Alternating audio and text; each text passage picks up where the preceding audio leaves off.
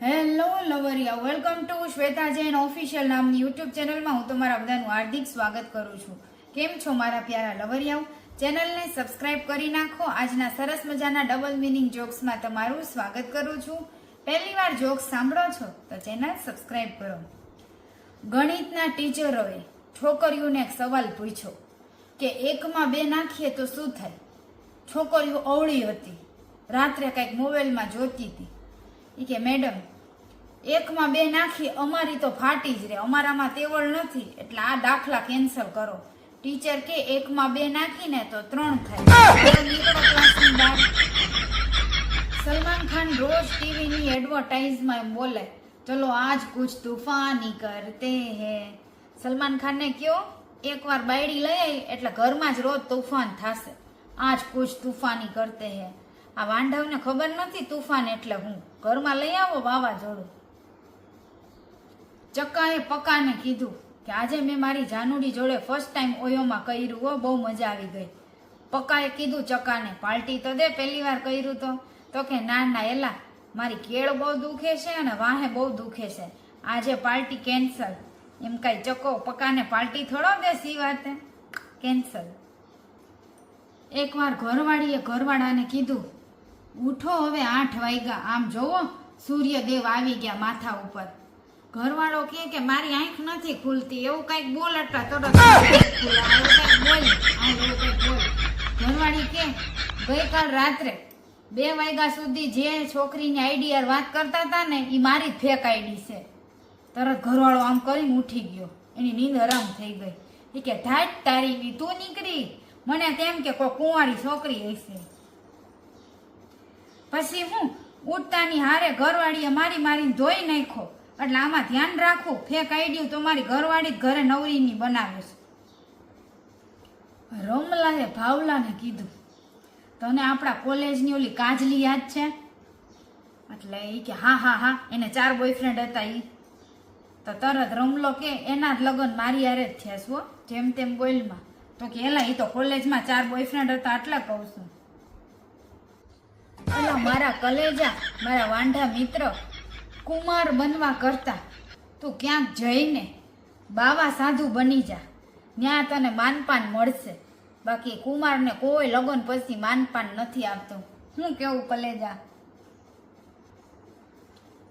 પતિ ઈડલી બનાવતો હતો એટલે ઘરવાળી ઉઠી અને કીધું, વાહ, આ તો એકદમ ગોળ સરસ મટોર ઈડલી બને છે. શું છે તમારી પાસે એવું? ક્યાંથી લાવ્યા ઈડલીનું મશીન? એને આમ જોયું ને તો કે અરે આ તો મારી પેડવાળી બ્રા છે, આમાં ઈડલી બનાવાય? મૂક પાછી ઘેલ સફા, મૂક. આખી ઈડલીના ઓલા ટોપકા જ કાપી નાખ્યા બ્રાના. ભાવલા કાળી ધોળી જોવાનું ન હોય, ગાડી ગમે એવી મળે ને તારે માથે બેહીને ગાડી ચલાવી જ લેવાય. કાળી ધોળી જોવા જાય ને તો વાંઢો રહી જાય. હનીમૂન તો ફક્ત અમીર લોકો માટે છે, અમીર લોકોના ચોંચલા.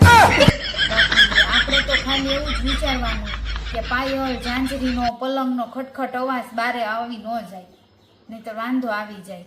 નવા પહેણેલા હોય ને એટલે રોજ પલંગ હલે. અને કુંવરા એક છોકરો થઈ જાય પછી પેલા જેવો પલંગ કોઈ દી હલતો નથી. પપ્પુએ દાદાને પૂછ્યું, દાદા, તમારા સમયમાં કેમ બધા 10 છોકરા પેદા કરતા? અત્યારે તો બધા 1-2 થાય ત્યાં ઊંધિયું પૂર્યું થઈ જાય છે.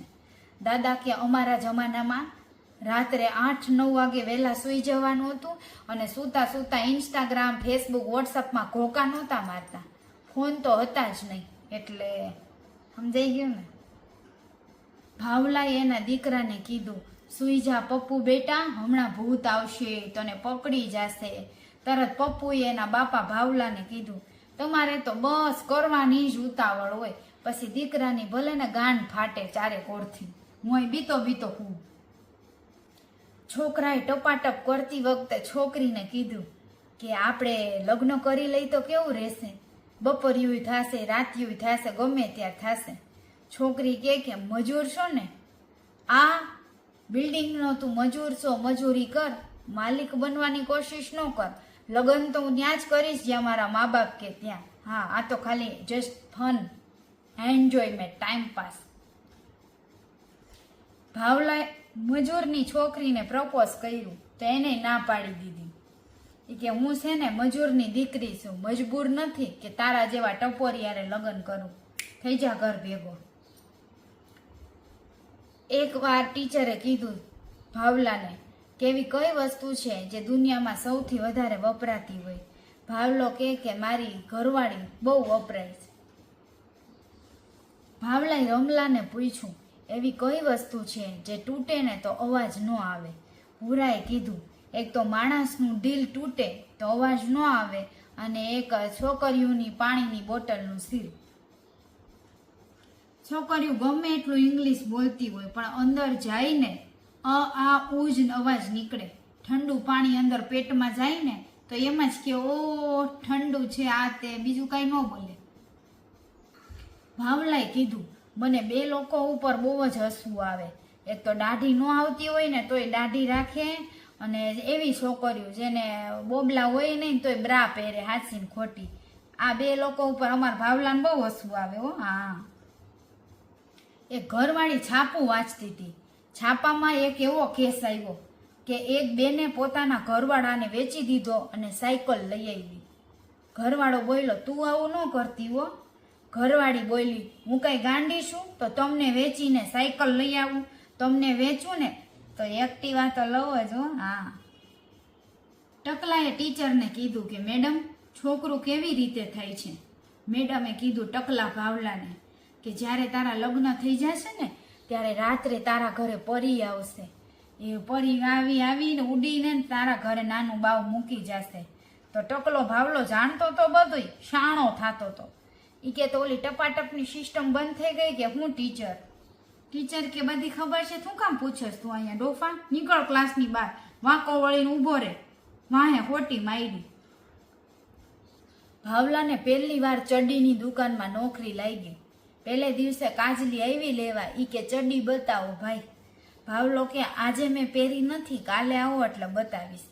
તો કાજલી કે આ દુકાન ચડ્ડીથી ભરેલી છે ને ઈ તું વેચવા ઊભો છો ને ઈ બતાય. ડોફા તારી ચડ્ડી નહીં બંધાતી. ભૂરાએ કીધું પપ્પા તમે કહેતા હતા ને મહેનત એવી શાંતિથી કરો કે સફળતા શોર મચાવી દે. પપ્પા કે હા કહેતો તો ને. તો કે જુઓ મેં મારી ગર્લફ્રેન્ડને શાંતિથી ઓયોમાં લઈને બધું કર્યું.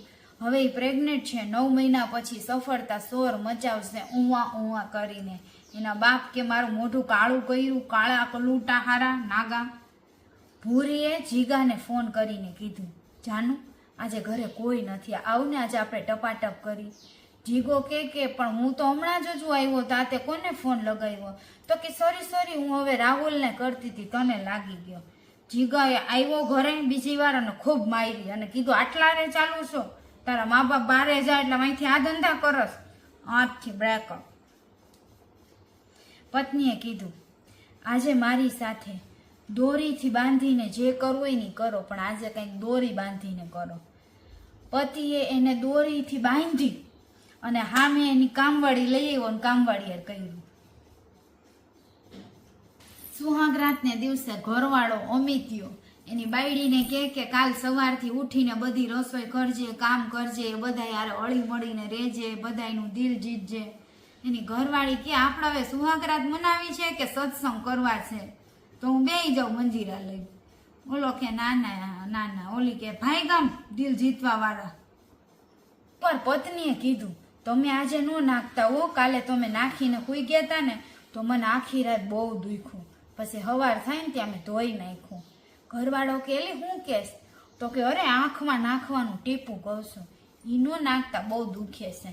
અને તમે બધા શું સમજો છો ઊંધું? અહીંયા આંખના ટીપાની વાત થઈ છે, આપણા ડબલ મિનિંગ જોક્સ હોય. છોકરો સામેવાળા ભાભીને જોઈને બોલ્યો ભાભી એકદમ લીલાછમ ખેતર જેવા લાગો છો, લીલાછમ ખેતર જેવા. શું કરો છો? તો ભાભી બોલ્યા તમારા ભાઈ ધીમા 2-3 વાર પાણી જો છાંટે છે, લીલીછમ તો લાગવું ને. ડોક્ટરે કીધું બીપી કેટલું છે? દર્દી બોલ્યો 2 GB છે, હમણાં તમને પેન ડ્રાઈવમાં ટ્રાન્સફર કરું. ડોક્ટર કે ઈ બીપી નહીં, તારું બ્લડ પ્રેશર. ડોફા આવા નાવા હેલાવો છો. ભાભી એકવાર ગહેરી નીંદરમાં સૂતા હતા. એ સૂતા હોય ને ત્યાં લગી હારું. પછી દિવ્યા ભાભી ઉઠ્યા, કેમ કે છે ને દૂધવાળો જોરથી બેલ મારવા માંડ્યો.